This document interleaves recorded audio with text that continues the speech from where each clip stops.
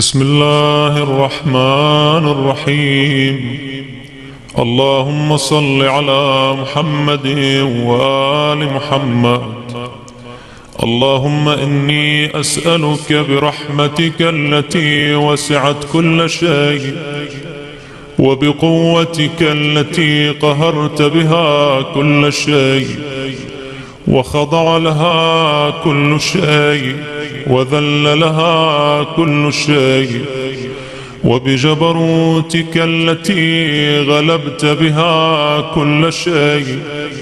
وبعزتك التي لا يقوم لها شيء، وبعظمتك التي ملأت كل شيء، وبسلطانك الذي على كل شيء، وبوجهك الباقي بعد فناء كل شيء، وبأسمائك التي ملأت أركان كل شيء، وبعلمك الذي أحاط بكل شيء، وبنور وجهك الذي أضاء له كل شيء. يا نور يا قدوس يا أول الأولين ويا آخر الآخرين، اللهم اغفر لي الذنوب التي تهتك العصام، اللهم اغفر لي الذنوب التي تنزل النقام، اللهم اغفر لي الذنوب التي تغير النعم، اللهم اغفر لي الذنوب التي تحبس الدعاء، اللهم اغفر لي الذنوب التي تنزل البلاء، اللهم اغفر لي كل ذنب أذنبته وكل خطيئة أخطأتها، اللهم إني أتقرب إليك بذكرك وأستشفع بك إلى نفسك، وأسألك بجودك وكرمك أن تدنيني من قربك، وأن توزعني شكرك، وأن تلهمني ذكرك. اللهم إني أسألك سؤال خاضع متذلل خاشع، أن تسامحني وترحمني وتجعلني بقسمك راضيا قانعا، وفي جميع الأحوال متواضعا. اللهم وأسألك سؤال من اشتدت فاقته وأنزل بك عند الشدائد حاجته، وعظم فيما عندك رغبته، اللهم عظم سلطانك وعلى مكانك وخفي مكرك وظهر أمرك وغلب قهرك وجرت قدرتك، ولا يمكن الفرار من حكومتك. اللهم لا أجد لذنوبي غافرا ولا لقبائحي ساترا، ولا لشيء من عمل القبيح بالحسن مبدلا غيرك. لا إله إلا أنت سبحانك وبحمدك ظلمت نفسي وتجرأت بجهلي وسكنت إلى قديم ذكرك لي ومنك علي. اللهم مولاي كم من قبيح سترته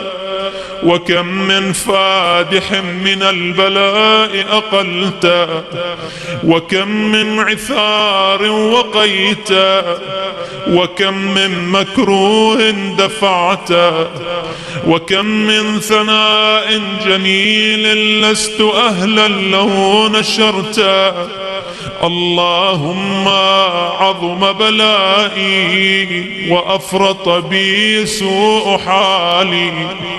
وقصرت بي أعمالي وقعدت بي أغلالي،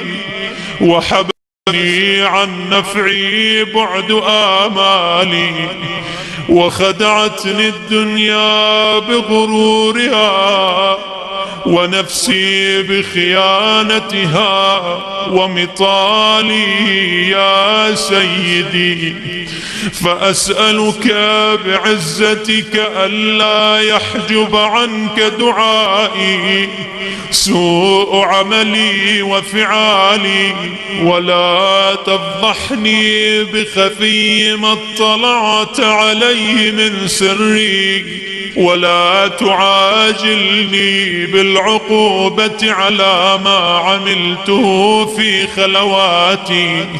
من سوء فعلي وإساءتي ودوام تفريطي وجهالتي وكثرة شهواتي وغفلتي. وكن اللهم بعزتك لي في الأحوال كلها رؤوفا، وعلي في جميع الأمور عطوفا. إلهي وربي من لي غيرك، أسأله كشف ضري والنظر في أمري. إلهي ومولاي، أجريت علي حكما اتبعت فيه هوى نفسي، ولم أحترس فيه من تزيين عدوي، فغرني بما أهوى وأسعده على ذلك القضاء، فتجاوزت بما جرى علي من ذلك بعض حدودك، وخالفت بعض أوامرك، فلك الحجة علي في جميع ذلك، ولا حجة لي فيما جرى علي في قضاؤك. وألزمني حكمك وبلاؤك، وقد أتيتك يا إلهي بعد تقصيري وإسرافي على نفسي، معتذرا نادما منكسرا مستقيلا، مستغفرا منيبا، مقرا مذعنا معترفا، لا أجد مفرا مما كان مني، ولا مفزعا أتوجه إليه في أمري غير قبولك عذري وإدخالك إياي في سعة من رحمتك. اللهم فاقبل عذري وارحم شدة ضري، وفكني من شد وثاقي. يا رب ارحم ضعف بدني ورقة جلدي ودقة عظمي، يا من بدأ خلقي وذكري وتربيتي وبري وتغذيتي. هبني لابتداء كرمك وسالف برك بي. يا إلهي وسيدي وربي، أتراك معذبي بنارك بعد توحيدك، وبعد من طوى عليه قلبي من معرفتك، ولهج به لساني من ذكرك، واعتقده ضميري من حبك، وبعد صدق اعترافي ودعائي خاضعا لربوبيتك، هيهات أنت أكرم من أن تضيع من ربيت أو تبعد من أدنيت أو تشرد من آويت أو تسلم إلى البلاء من كفيته ورحمت. وليت شعري يا سيدي وإلهي ومولاي أتسلط النار على وجوه خرت لعظمتك ساجدا، وعلى ألسن نطقت بتوحيدك صادقا وبشكرك مادحا، وعلى قلوب اعترفت بإلهيتك محققا، وعلى ضمائر حوت من العلم بك حتى صارت خاشعة،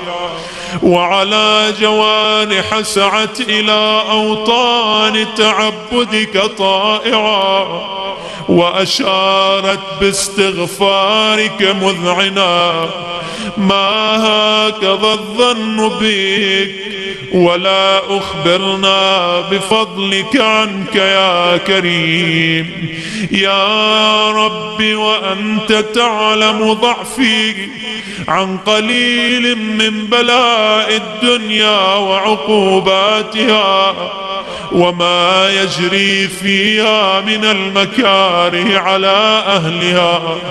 على أن ذلك بلاء ومكروه قليل مكثوه يسير بقاؤه قصير مدته، فكيف احتمالي لبلاء الآخرة وجليل وقوع المكاره فيها وهو بلاء تطول مدته ويدوم مقامه ولا يخفف عن أهله، لأنه لا يكون إلا عن غضبك وانتقامك وسخطك، وهذا ما لا تقوم له السماوات والأرض. يا سيدي فكيف بي وأنا عبد الضعيف الذليل الحقير المسكين المستكين، يا إلهي وربي وسيدي ومولاي، لأي الأمور إليك أشكو ولما منها أضج وأبكي، لأليم العذاب وشدته أم لطول البلاء ومدته؟ فلئن صيرتني للعقوبات مع أعدائك وجمعت بيني وبين أهل بلائك وفرقت بيني وبين أحبائك وأوليائك، فهبني يا إلهي وسيدي ومولاي وربي، صبرت على عذابك فكيف أصبر على فراقك، وهبني صبرت على حر نارك فكيف أصبر عن النظر إلى كرامتك، أم كيف أسكن في النار ورجائي عفوك؟ فبعزتك يا سيدي ومولاي أقسم صادقا لئن تركتني ناطقا لأضجن إليك بين أهلها ضجيج الآملين، ولأصرخن إليك صراخ المستصرخين، ولأبكين عليك بكاء الفاقدين، ولأنادينك أين كنت يا ولي المؤمنين، يا غاية آمال العارفين، يا غياث المستغيثين، يا حبيب قلوب الصادقين، ويا إله العالمين أفتراك سبحانك يا إلهي وبحمدك تسمع فيها صوت عبد مسلم سجن فيها بمخالفتك وذاق طعم عذابها بمعصيتك وحبس بين أطباقها بجرمه وجريرته وهو يضج إليك ضجيج مؤمل لرحمتك ويناديك بلسان أهل توحيدك ويتوسل إليك بربوبيتك. يا مولاي فكيف يبقى في العذاب وهو يرجو ما سلف من حلمك؟ أم كيف تؤلمه النار وهو يأمل فضلك ورحمتك؟ أم كيف يحرقه لهيبها وأنت تسمع صوته وترى مكانه؟ أم كيف يشتمل عليه زفيرها وأنت تعلم ضعفا؟ أم كيف يتغلغل بين أطباقها وأنت تعلم صدقا؟ أم كيف تزجره زبانيتها وهو يناديك يا ربا؟ أم كيف يرجو فضلك في عتقه منها فتتركه فيها؟ هيهات ما ذلك الظن بك ولا المعروف من فضلك ولا مشبه لما عاملت به الموحدين من برك وإحسانك. فباليقين أقطع لولا ما حكمت به من تعذيب جاحديك وقضيت به من إخلاد معانديك لجعلت النار كلها بردا وسلاما وما كانت لأحد فيها مقرا ولا مقاما، لكنك تقدست أسماؤك أقسمت أن تملأها من الكافرين من الجنة والناس أجمعين وأن تخلد فيها المعاندين وأنت جل ثناؤك قلت مبتدئا وتطولت بالإنعام متكرما. أفمن كان مؤمنا كمن كان فاسقا لا يستوون.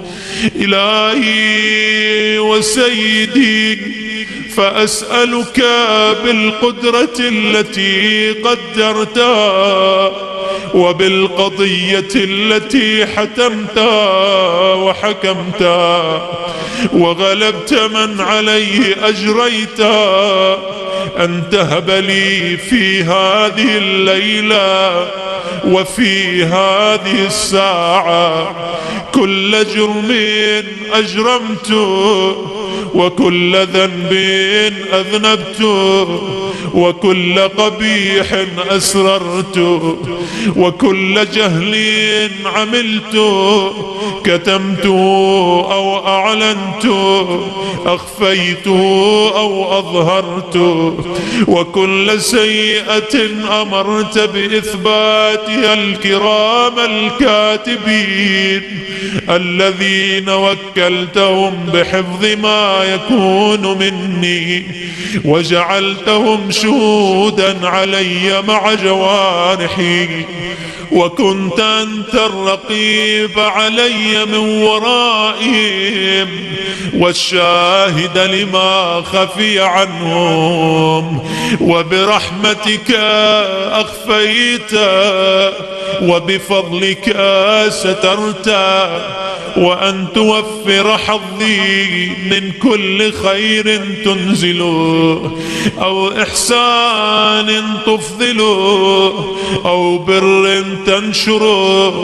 أو رزق تبسط أو ذنب تغفر أو خطأ تستر يا رب يا رب يا رب يا إلهي وسيدي ومولاي ومالك رقي يا من بيده ناصيتي يا عليما بضري ومسكنتي يا خبيرا بفقري وفاقتي يا رب يا رب يا رب أسألك بحقك وقدسك وأعظم صفاتك وأسمائك أن تجعل أوقاتي في الليل والنهار بذكرك معمورا وبخدمتك موصولا وأعمالي عندك مقبولا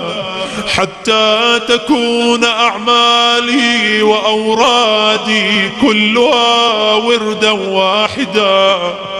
وحالي في خدمتك سرمدا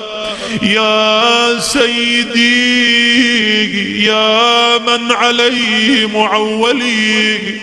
يا من إليه شكوت أحوالي يا رب يا رب يا رب قو على خدمتك جوارحي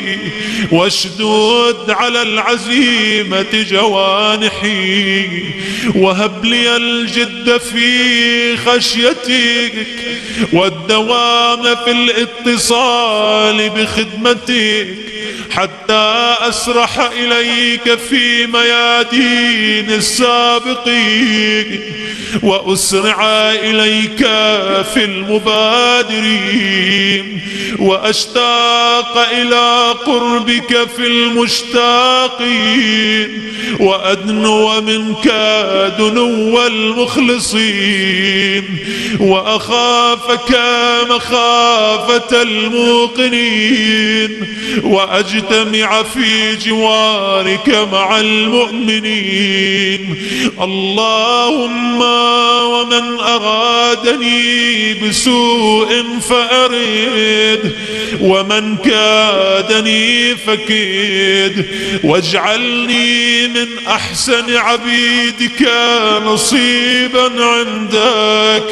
وأقربهم منزلة منك وأخصهم زلفة لديك فإنه لا ينال ذلك إلا بفضلك وجد لي بجودك واعطف علي بمجدك واحفظني برحمتك واجعل لساني بذكرك لهجا وقلبي بحبك متيما ومن علي بحسن إجابتك وأقلني عثرتي واغفر لي زلتي فإنك قضيت على عبادك بعبادتك وأمرتهم بدعائك وضمنت لهم الإجابة فإليك يا ربي نصبت وجهي وإليك يا ربي مددت يدي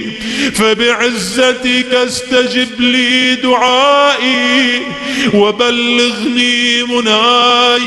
ولا تقطع من فضلك رجائي واكفني شر الجن والإنس من أعدائي يا سريع الرضا اغفر لمن لا يملك إلا الدعاء فإنك فعال لما تشاء، يا من اسمه دواء وذكره شفاء وطاعته غنى. ارحم من رأس ماله الرجاء وسلاحه البكاء، يا سابغ النعم، يا دافع النقام، يا نور المستوحشين في الظلام، يا عالما لا يعلم. صل على محمد وآل محمد وافعل بي ما أنت أهله. وصلى الله على رسوله والأئمة الميامين من آله وسلم تسليما كثيرا.